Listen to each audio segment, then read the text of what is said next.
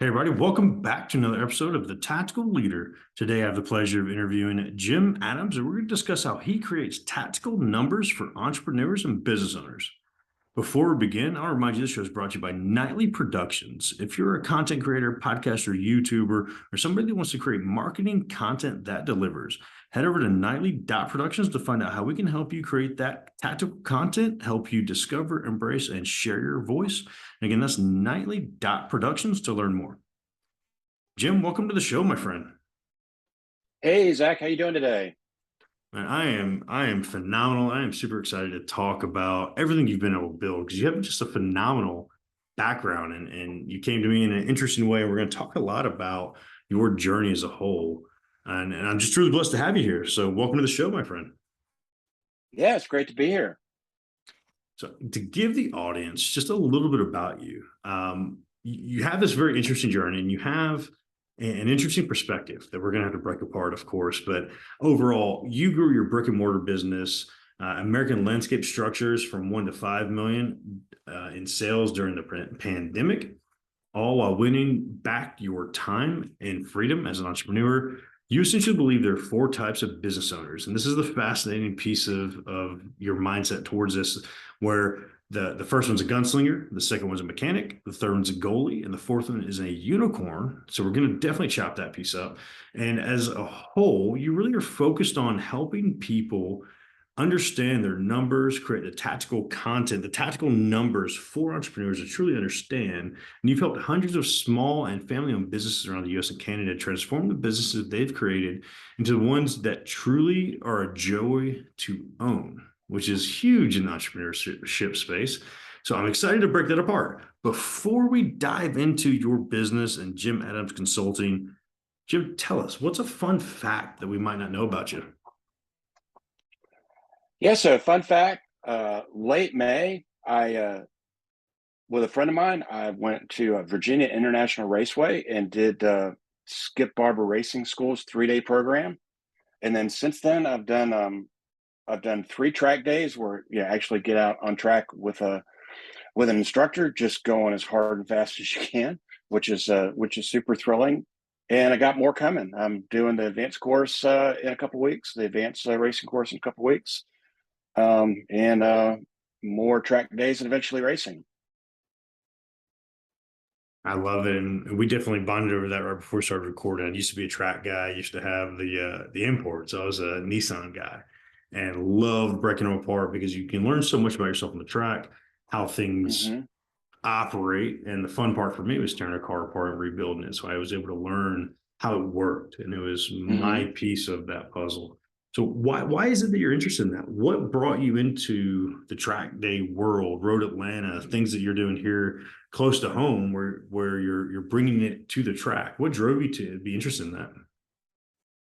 Well, I think it was really two major things. One is, my dad left when I was like 5, and when we got together, like one of our favorite things to do together, just he and I, was to go to I think it was Freeport Speedway in Long Island, and like Wednesday and Saturday nights in the summertime, we'd be going there. We knew all the drivers' names, and so um, I mean, I fantasize about like even just being in one of the bombers. It's a 6-cylinder with bald street tires, banging into each other. Like just to do that would be, an absolute blast. And so I started, I went from being like total grind mode, doing everything myself, to finally getting a team together and having the time and money to do some things that I really wanted to do.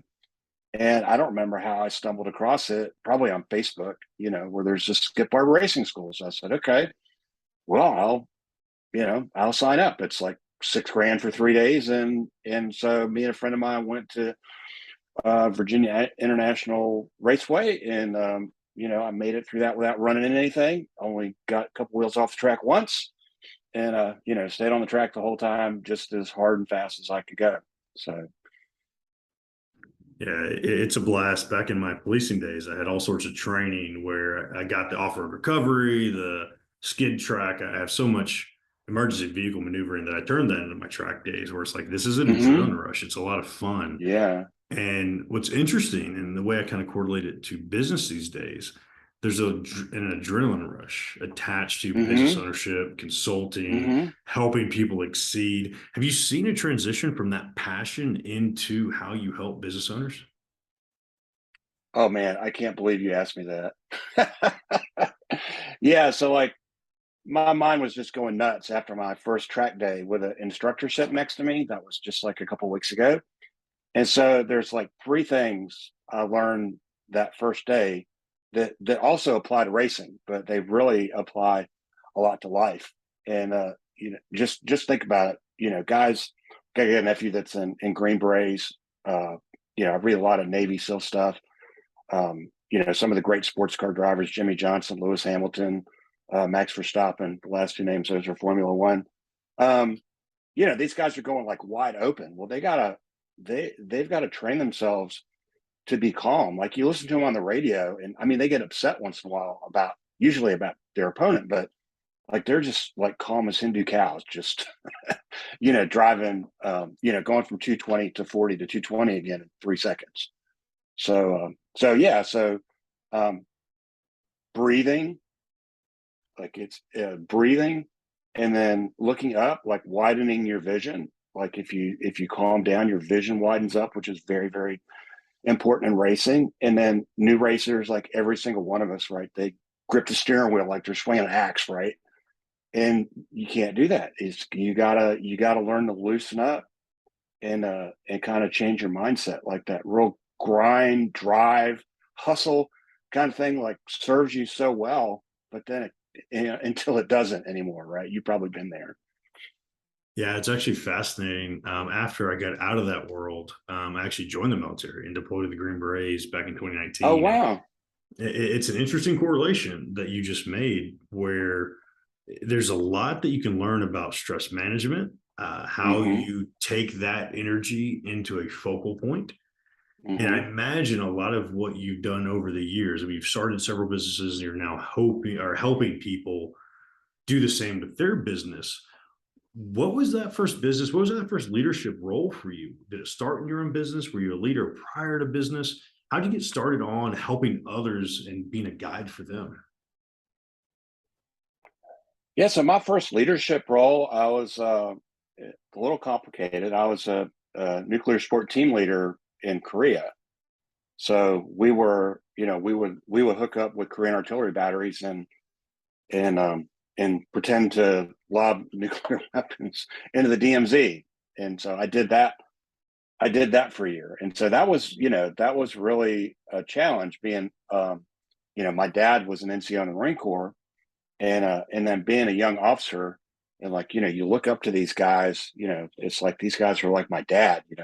And then now I'm responsible for, I have to gain their respect and actually lead these guys, because like they, how enlisted people and NCOs look at officers. It's kind of like, is this, what's going on with this guy? They kind They of hated kind of us. They check you hated out. us. And I was older when I went into the Oh, officer side of stuff. I went through OCS. and so So you were in the Green Berets as an officer. that's where I deployed. So I was a different, but I had the E4s, the E5s, E6s. I just went with a different mindset. I was SWAT prior. So I had that door kicker mentality, but had the Mm-hmm. authority and fun side of stuff on the officer where it can make decisions like that. So Mm-hmm. it's kind of a weird dynamic that you're bringing up, where it's like different people don't Yeah. understand that piece of it, right? Yeah, and learning how to lead from positions that, like, people think Army officers have authority, and it's really not. Authority is like really, really overrated. Like now as a business owner, like I have total authority. Like if I don't, like, you could be gone. Like if I'm in a bad mood, you could be gone. Not that I've actually done that, but it's possible, right? Like you could just be gone. I've got complete authority. But that does not, like,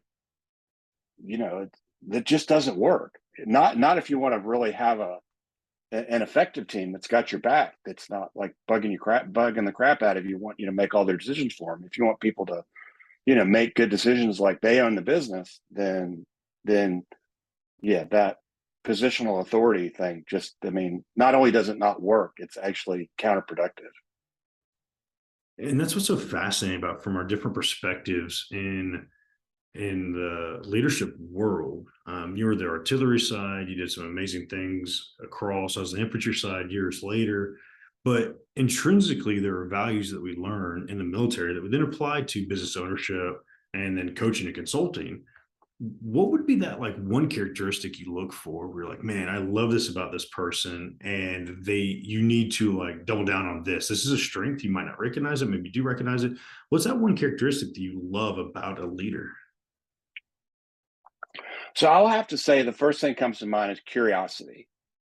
And so as people, especially as we're maturing, there's a tendency to kind of jump to conclusions really quickly. And so, as a young officer, you can get in a lot of trouble really quickly. Like if you're trying to, there are times that you have to make a decision and expect people to respond, and you make a wrong move and you lose respect. And so right then and there, I learned you have to be decisive, and you also have to suspend judgment when you need to keep taking in information. And so I've seen my team grow now in that situation, in that vein where, early on in a relationship, there was more frustration and tension.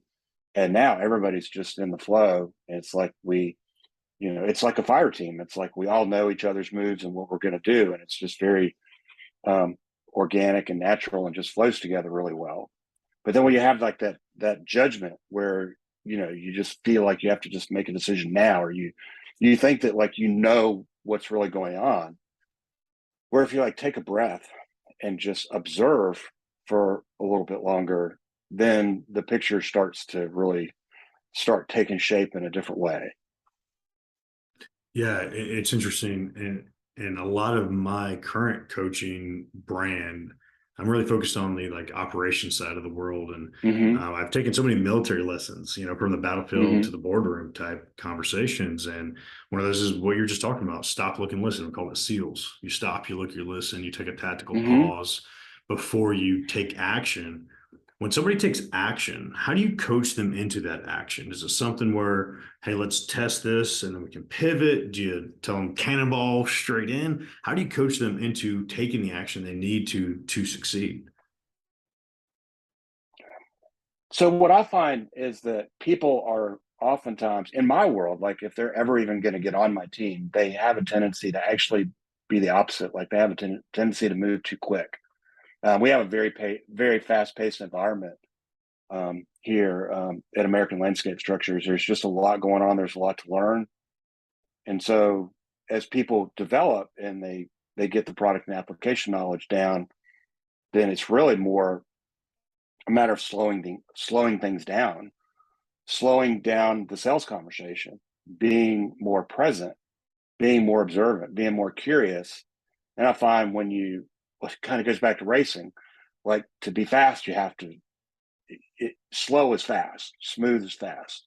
You get too hard on that gas out of the corner, and all of a sudden, well, it slows you down, and you could get into trouble. Where coming out of that corner, if you're nice and smooth, you might lose a fraction of a second here and there where you could have been more aggressive, but a lot less time than if you hit the gas too fast and too hard. And so the same thing is true in business. If you can take a pause, take a breath, be curious, be more present. I mean, I got to tell you, like a friend of mine, I was in a mastermind one time, and he brought up this really interesting question. And I'm just going to tell you, like, I had no idea what he was talking about. The question was at the beginning of the mastermind, is that, he asked everybody, he did this like 2 or 3 meetings in a row. He said, what do you need to share to be fully present during our time together today? And like, I know the English language, like I understood the words, but like that second part, to be present, like I had no idea what that meant. But when I started applying it to my interactions with my employees and occasional sales conversations, because I don't have that many sales conversations anymore in the structures business, it just like, I don't know, just opened up just a whole new world. People started responding to me completely differently. Is that what drove you toward shifting that into helping other people? I mean, we already have as military and veterans, we already have that mindset. We want to serve, right?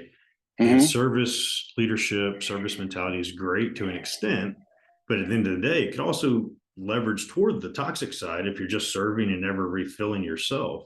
Hmm. So what is it that shifted that for you where you wanted to continue that service after the military into helping small business owners?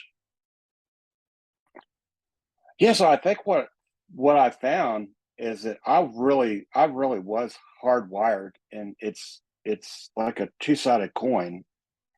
I really was hardwired to, look out for other people and have their backs and be very, very protective. The problem with that is that as you get exposed to more employees, more people, more customers, and anytime something goes wrong, like this is no exaggeration. If something went wrong, and especially if I may, if I cause somebody a problem or cause them pain or inconvenience, I will feel horrible. Like I will feel really bad. Like that will burn you out. Um, and so to be able to maintain that protection and that care, but then still make space for yourself. And I don't know, that's been a journey. Like within the last year, I've been able to temper that. And then also I've been able to sense that in my team. Like one of the biggest problems I think in today's culture is that people think like there's one right answer. And, with our education system, not to get off on this tangent, but just that um, there's a real big problem with being wrong. And so people don't take chances. Um, and so, yeah, that's really, I've really seen a evolution in the last 12 months, not just in me, but also into the people on my team. I 100% agree with you. And it turns into, people lack the vulnerability. They don't want to be seen, right? They don't want to be seen as a failure or be judged in a capacity. And entrepreneurs, business owners, like we struggle with that consistently. But it's no different than transitioning out of the military, or corporate, the police world for me. It's one of those, as you transition and you lose that uniform, all of a sudden you have to be yourself or you should be yourself, but you identified Hmm. as the officer, Hmm. as that piece of Hmm. things. Was there a resource you found that was like life changing, mindset shifting for you? Was it a coach that gave you a lesson, a book, a podcast? What was it that shifted that where you were really doubling down in that arena? Well, I think the first step for me was it was about 3 years ago when I started my business. I pretty much shut down personal growth. I was exhausted. Like you, at one point in time, like I'd read in the evening. Well, I'd try to read and just fall asleep, right? And also after grinding away till 7 o'clock at night, like the last thing I want to do is think about business. I want to numb out. I want to get away. And so, reading a self-help book or something like that, or a business book, like that was the last thing I wanted to do. So about 3 years ago, I came to this awareness, this thing called being the smartest guy in the room. Like I would become so isolated and thought I was pretty amazing. Like, and if you weren't quite sure, just ask me, I'll tell you, and then I was like, oh yeah. And so what I did is, I just started branching out more, and I joined a mastermind group and started building. And another thing that happened as a result of that is I built out a national level professional network. So not only am I masterminding with people, where we're running ideas by each other about our businesses, but also if I need a service provider, like if I need a graphic designer, or if I need a copywriter, um, I've got first rate national grade copywriters like right there. Like if you go if you go to my website, AmericanLandscapeStructures.com, one of my websites, um, and look up the Pavilion catalog. I mean, I didn't do that graphic design. I didn't do that copy. I hired like top national level people to do that. Same thing with my, SEO web development. Like I've got, I fumbled around kind of doing a lot of that DIY myself for years. So I got like top level people. Now, also to get there, I had to work with and fire about 20 different consultants too. Like, I had to try a lot of different people. But anyway, over the last 3 years, I've just worked with smarter and brighter people with their own, zone of genius and superpowers. And then our business has elevated as a result of that. It's such a funny thing that entrepreneurs go through. Looking back, these days I own a production company. I have those people on staff, the graphic designers, the branding people, the smart people, right? Mm-hmm. Back in the day, I launched my first company as a security firm, and we got our logo off of Fiverr. All you could afford, $60, you get a Mm-hmm. logo, right? Yeah. And then Been I went there. on, and I think it's a great point to realize for a lot of people. We've all been in that point. And I got the logo. I went to GoDaddy, built my own website. My logo Mm-hmm. was blue and silver. My Mm-hmm. website that I designed myself was black and gold, like a Steelers fan page. Mm-hmm. Zero brand alignment, looked like garbage, had nothing to do with each other. It stood out. But I think the interesting point here is no matter your level of success, remembering like, where did we start? I started doing my own Mm-hmm. website, black and Mm-hmm. gold, totally out of alignment. But it sounds like you were in that same space. We've all started in like the Mm-hmm. grassroots effort of like, let's bootstrap something and rock and roll, but it's not necessarily an easy journey. Yeah, absolutely. I think like looking back, like one of the things I benefited from most was plagiarism. Like the whole idea for my business is something, that I saw, that I figured out and pivoted, 10, 20 degrees and made it my own. Um, and so the same thing's true with branding. Like, one of the logos that I came up with for Jim Adams Consulting, I told him I like Chase Banks colors, right? So if you look at my colors, it's from, it might not be like the exact Pantone, but I saw something that I liked and I copied it. And so that's been a big part of the journey. And yeah, when you start off, you can't, you don't have $6,000 to hire a copywriter, right? You got to kind of figure out some of that stuff on your own. But then like that's one of the great things about being being a numbers guy is being able to justify some of those investments. Like they don't all work out, right? They're not, not 100%, but you increase your odds and take some of the emotion out. Um, knowing your numbers, and so yeah, being able to hire those people and and being able to be around and work with just better and better people over time has been a really big deal. Yeah, I love that because that's something you just up level and you have to learn. There are seasons in your business as an entrepreneur, as a business owner, like you have to continue to grow and you'll grow out of a season, you'll grow out of a marketing firm. Maybe you have to shift a little bit. And Mm-hmm. it's really an interesting journey attached to that. And now you're helping people work through that. And as a coach and a consultant, I imagine there's a shortcut you provide people, right? You learn from your lessons, you learn from the hard patches, and you're helping them take that shortcut where they don't have to necessarily learn the hard lesson the way you learned it. But I'm curious, as you've done all this, what's the legacy you want to leave in the world by putting this forward and paying it forward, helping people grow to that level that you've grown to? Yeah, so I would say making it so that business ownership is just not so damn hard. I mean, there's just a lot of things, people, being exposed to as many businesses as I've been, I've learned a lot of really good things, but I've also seen some things to avoid. Now, that didn't stop me from like making the same mistakes. I mean, I still made a lot of the same mistakes. I've made horrible investments before. Like believe me, I've got stories. Um, but yeah, just you can't read a business magazine without seeing the business failure rate. It's like 80%. And so it doesn't need to be that way. And then also like for the other, for the 20% of people that do make it, it just doesn't have to be so damn hard. It really doesn't. It can be a lot easier. I mean, just like off the top of my head, like one concept, I don't know if you've heard of the theory of constraints. A lot of people have, a lot of people haven't. It came out in the 80s, but like to get that down, you got to read like 4 freaking books. I mean, there's a lot. You don't just like, you know, listen to a podcast and have it down. It's there's a lot to it. And so, I understand that organically and I'm able to simplify it for people as far as like, what is it like, what's the subsection of this that you need that applies to you?